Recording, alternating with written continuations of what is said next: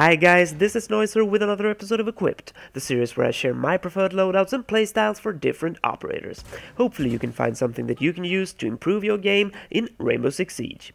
Today we are going to take a closer look at the defender Frost, and this is an operator that I've seen several nerfs since the release of the Black Ice DLC. After my first 10 games or something with Frost, I had a kill-death ratio of about 4 with her, which of course is totally insane, especially since I have about 1 to 1.4 on most other operators.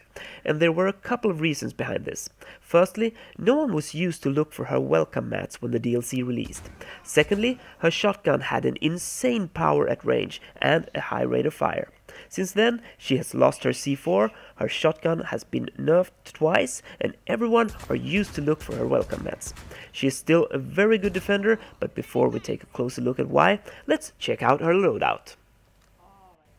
Frost is a medium speed, medium armor operator with 3 spring-loaded bear traps or so-called welcome mats as her special ability. These can be deployed on the floor and will put an enemy in the down but not out state if they step on it.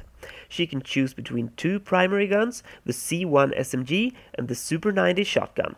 I often go with the shotgun as it still is a force to be reckoned with. I equip this with a reflex sight as I do with all shotguns. I feel that this sight is best for close quarter combat as the housing doesn't obstruct so much of your view and because the reticle is suitable for close range. I've switched a lot between laser and without to see how useful I actually find it. With the laser on, I try to hide it as good as I can by aiming at doorposts instead of door openings, for example. I tend to automatically ADS many times though, and when that's the case, it's better to have the laser off, but this is something I'm constantly evaluating. The C1 is a slow-firing, low-damage SMG that I think looks and feels pretty cool to use. And even if I don't use it that often, it's of course a better choice for maps that have a lot of medium-range engagement. Or if you're going to do some window peeking. That's something that I rarely do, especially with Frost, but I've been killed plenty of times by skilled Frost players this way. So if you're a headshot master, even without a scope, just go for it. Now, this gun can also be equipped with a new heavy barrel to provide full damage over longer distance. Personally, I think the side-mounted magazine obstructs quite a lot of the view, but that isn't a problem when you ADS, so I think it's mainly something you need to get used to.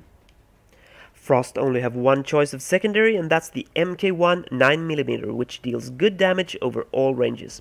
The damage drop-off doesn't start until 25 meters, and you will down a 3 armor operator with only 3 shots, as long as you hit the body and not the arms or legs.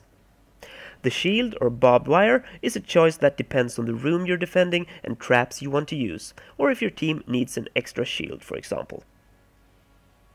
When playing Frost, I often roam, although she works just as well inside the objective room, to have a shotgun that can deal with attackers moving in.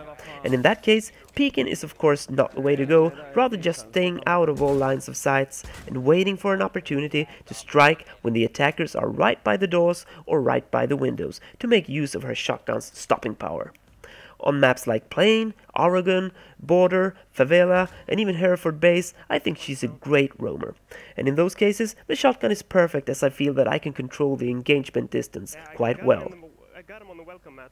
When it comes to placing the welcome mats, the most obvious spots is below windows or in doorways leading into the compound or the objective room. Another quite expected placement is behind a shield. I try to stay away from these obvious spots and often feel that it's more rewarding to place them in corridors that the attackers have to pass. If you for example place a mat directly after a corner, chances are that the enemy will ADS when moving around the corner and actually miss the mat. Especially in a bit darker spots or maps with dark floors that will make the mat blend in more to the environment. What I think is most annoying as an attacker though, and therefore is a great placement, is combined with barbed wire by the entry to the objective room. I don't know how many times this has become a problem when the time is about to expire and you have to rush in and get the last kill, especially if you place 2 mats after each other with some barbed wire to cover them up a bit. You can even have Bandit place a battery there to make it harder for the attackers to revive their teammates. So to sum this up, I mainly use Frost with her shotgun and think she's a great roamer on maps with a lot of close quarter engagements. So that's often how I use her, although she's great guarding the objective as well.